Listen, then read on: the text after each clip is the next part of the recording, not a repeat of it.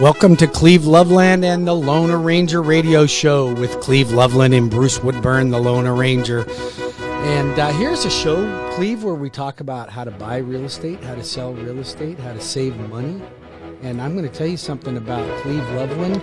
The guy's been in the real estate business and on the radio longest than anyone in the history of radio. I think we're going to claim that title because I haven't heard of anybody else that can last that long in real estate. So, I mean, 30 years in real estate is a long time. It's some longevity. But we appreciate you tuning in here. We give you all your news on where are mortgage rates at, how to get a mortgage, what can help you get a better interest rate, what kind of programs are out there to help first responders, how to buy a house, how to buy $1 million home, what kind of rates are jumbo loans. I want to talk about that today because that jumbo market is moving. Love jumbo market. And how to sell a house, how to get ready to sell. What's going on with the market? I'm seeing now all the headlines about real estate are how real estate is cooling. And what's funny is you've always got to take it with a grain of salt, whatever the fake news says, because their cooling off is that you're only getting 5 offers on a house instead of 15. And that is slower activity, but it's still brisk activity. We are in a seller's market. Will be for a long time in Central Florida. And we've been in a seller's market for a long time. We've been in a seller's market for probably 10 years, and with prices rising. And it's just but the number of offers. Now, what I'm seeing now, Bruce, is that old saying, pigs get fat, hogs get slaughtered. Yep. If your neighbors are selling for $500 and your house is just a little bit cooler, you got a few more upgrades, you got a bigger swimming pool, that means you list it for $519,900, right, not $650. and I'm getting these listings, Bruce. I'm having people call me going, we don't know what's wrong. My neighbors are selling in 2 days. And it's not always price. Sometimes it is just staging. Sometimes it's compensation to the other agent. Believe it or not, if you try and pay 1% to an agent out there because you hired that discount broker and the realtor's coming through the door, they won't even come to the door for that. They're not going to slow their car down. No. They got homes out there they can make a good paycheck on, the average paycheck out there with commission. And they're not going to slow down for yours to take a cut rate on somebody they've been working with for 60 days, 90 days, showing them 20 houses, written 5 offers and lost 5 of them, and they're not going to step over. They're not going to step over that kind of a burden to get through. I want to address something as well, because we tell, and our audience knows we're in a seller's market. Right? They all know we're in a seller's market.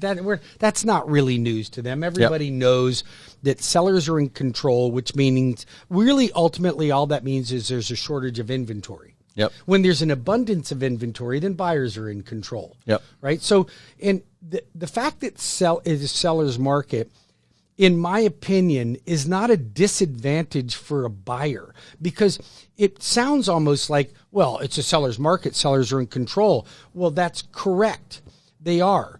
But that means that housing prices continue to rise. Yeah, the buyer's going to have equity. For everybody. Yeah. For healthy for everybody. So it's funny because I was talking to a client yesterday that I did a mortgage for him, and I got him into a home a year and a half ago.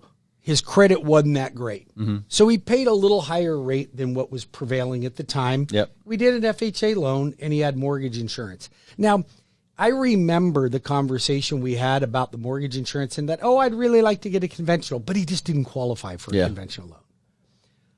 I talked to him the day before yesterday, a year and a half. I said, Bakari, how much did you make in that house in a year and a half? $65,000 he's made in profit on that house based on a new refi appraisal in a year and a half. Yep. Now I'm converting him from an FHA to a conventional loan at a lower rate, and his scores are gone up, and no PMI. No PMI. That's no great. PMI. Yeah. So that's when a refi makes sense. Well, but my point is, don't wait for you to go, like, if you have 5% to put down right now, and you're like, I really want to avoid PMI, I need 20%. No, you don't.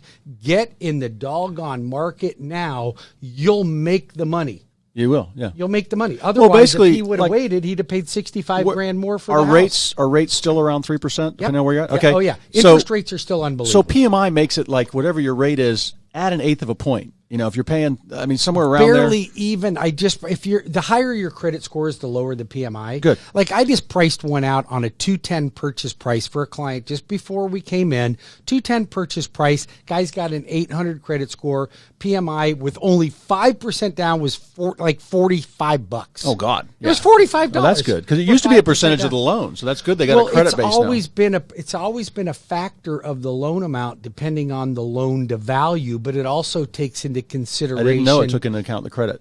Oh, the credit is one of the most important factors on Good. it. The higher your score, the better your PMI. Yeah. Right. Matter of fact, if you get to a certain point, I've got a client right now that I'd like to go conventional. Their scores are only in the lower 600s.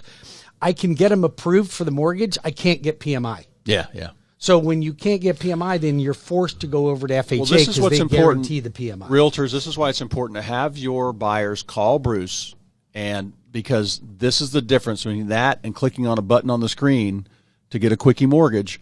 They got somebody reading off a computer screen, reading a script that doesn't know how to put these files together. Oh, right. Because if you looked at this guy, you'd go, oh, your debt ratio's in line. Credit scores aren't that great. You're approved eligible. I can get you a loan approved eligible. But unless you went to the next step and said, now I need to see if I can get mortgage insurance. And there's only 6 or 7 mortgage insurance companies in the country. Wow. That's it. That's all there is. Yeah. So, and I'll go through, if I don't get approval on one of them, I'll go to the next one, the next one, the next one. Sooner or later, you exhaust all 6 of them. And so something's got to change, or they got to go back to FHA. Or I just go FHA. And listen, I don't think FHA is the redheaded stepchild it's not, here. no. It's a great loan. Usually, aren't the rates a little bit lower too? Well, it all depends on your credit score. Oh, okay. I mean, my highest rate that I have on an FHA loan right now, I think, is 3.625. I mean, that's as high as you got to be trying not to pay your bills to get that right. You got to be really bad. What's the phone number people can reach? 407-250-9144. 407-250-9144 or WeBringYouHome.com. And Cleve Loveland, 407-352-8118. I am working right now. You can give me a call. I'll be working all weekend. We are busy. We've already had a record year at Loveland Properties. We are helping people, and that's what I see about the market cooling slightly. We are still with less than 1 month of inventory out there. We're selling about 4,500 homes a month. There's about 3,500 homes for sale, which means prices are rising. They're not going crazy. We're not selling for 20% above list price, but you still need guidance. And that's what I do as a realtor. I break down what's your personal real estate situation. I just talked to some people, and it was imperative because of what they had happening that they got sold this month. So we priced it accordingly. Right. I have some other people I'm listing next week. They actually don't need to move until a certain date. So we're going to test the market a little bit higher or try and get a lease back for them. But that's what a realtor does. You can't just look at an algorithm on a website and say, oh, my house is worth this. I'm going to put the sign in the yard. The realtors have the buyers in their car. I sell hundreds of homes every year. I sell maybe 3 or 4% myself, where I actually bring the buyer on my listing. They call me off the sign. They're driving down the street. There's a neighbor that saw the sign go up. Well, that's what the MLS is for. The MLS works that way. And any realtor tells you different is not a busy realtor, probably sells less than 2 homes a year. So I'd be very scared of something like that if they're not in MLS. Well, the chances on, even though you do try to connect your buyers with your sellers and your sellers with your buyers, but the chances on you actually finding the buyer for your listing are far less than some other realtor that's picking it up because you've marketed the property in the MLS, which is a marketing engine. I've got it on 50 different websites. I've got it all over the place, and I've got the signs. I advertise it on this radio show. We've got some new ones today. But most of the time, it's going to be another realtor that brings it in. And if somebody tells you, oh, God, I'm going to sell this myself, you don't want to be locked down where they're holding back access. I have realtors call me, Bruce, sometimes that say, well, I can't get into that house because you've got an electronic lockbox. And I'm like, why the heck? You have the key to I'm like, why don't you have the electronic key? It's $29. It's literally $29 a month. You can't afford to do that. I would not. I'd be scared of having representation from a realtor like that. As well. Yeah. So it's very important you call me at 407-352-8118. I'll help you with your real estate goals, whether it's this year, next year, or beyond. So we can do that. What else? Well, you know what? I want to tell you something, because when I look at what is the most important thing that a consumer wants in hiring a real estate agent? Because let's just be honest. nowadays you can go to the interweb and you can pull up all kinds of properties, right? Yep. So if you can pull up all kinds of properties, why do I need a real estate agent? And here's why. And I'm not a real estate agent. I'm going to tell you exactly why you need one. And you need a good one. First of all, the buyer and the seller should never negotiate belly to belly, because the seller thinks their house is worth 10% more and the buyer thinks it's worth 10% less, right? Yep. On average. So your real estate agents are a buffer so that there's not belly to belly negotiation. However, here's what I find is one of the most important factors in choosing the right real estate agent. And this is why I love working with Cleve and his team, because not just Cleve is talented, but his team is talented as well. Negotiation. And I ask people all the time, and I'll even ask a realtor, hey, what sets you apart from everybody else? They'll go, well, I'm really honest. I know the area. I've lived here a long time, and I'm available 24/7. Well, that's a horrible reason to be a good realtor, okay? Because first of all, I'd hate to be available 24/7 because that would my family would suffer from that. And nobody needs to call me at 2 o'clock in the morning. It's just, you don't need to call me at 2 o'clock in the morning. And there's nothing going to change, right? So what's really important? I'll tell you what's important. Negotiation. How good of a negotiator are you? Will you fight for that client? Well, I show people that. I've got in my presentation, when I go over to list people, I can show them that usually I'm netting about 4 or 5% more than most other realtors. Well, so, and actually, I just got an email. That's my point. I got an email from a radio show listener, Bruce, asking me, well, if houses are flying off the shelf, why should we pay a full commission? Right. I said, well, if I can, I told him, I said, interview your discount broker, and then let me come see you, and I'll show you what I've done. I can also pull up what that broker's done and show you that they might have probably only sold 5 homes this year. If they're discounting, the first sign of a failing business is discounts. Yep. Kmart Blue Light specials. Well, you know what I believe too. When you say that, okay, because everybody out there listening goes, there's a realtor around there that'll do it for less. Yep. So, and that's my point about negotiation. If a realtor is willing to give their commission up that easy, what are they going to do with your money? What are they going to do with your money? Yep. What are they going to do with your money? They're going to give your money away like before crazy. our break, I think we got a few minutes, but I want to talk about, I've been selling a lot more homes this year, above $500,000. And let's say jumbos, your jumbo loans will start if somebody's got 10% down. A jumbo loan is going to be somebody buying around 7 or 8. Here's the thing. You can do a jumbo loan with 10% down, but you can't do your traditional great rate with 10% down. Jumbo loans, the significant difference in a jumbo loan and a conventional loan is really the down payment requirement and the reserve requirement. So when it comes to, like, if somebody says, hey, I want to buy a $750,000 house and put 10% down, I got the program. Yeah. But you're not going to get the same terms as the jumbo client that's putting 20% down.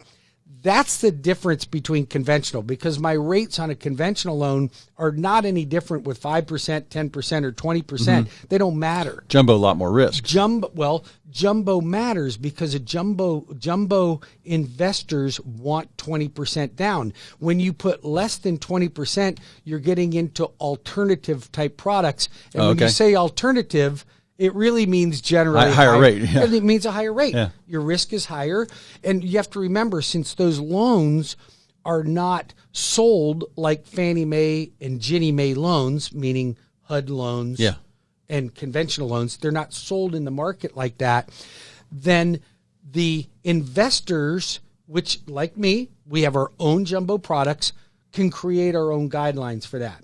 Now, fortunately for my clients, if as long as you have a debt ratio under 43 and you're putting 20% down, my jumbo rates, meaning any loan above 548, is unbelievable interest rates. Like I'm locking them in as low, in some cases for high credit score borrowers, lower than conventional rates for jumbo. Yeah. So if you're out there and you're looking at refinancing or purchasing a home and you own $1 million home, or $750, you need a loan amount over $548, then you call me. 407-250-9144, 407-250-9144, or apply online at webringyouhome.com. Cleve, we got about 15 seconds. 407-352-8118. Remember, one of those rooftops on your street, my family, Loveland Properties, probably helped sell it, buy it, or manage it. CleveLoveland.com. We'll be right back.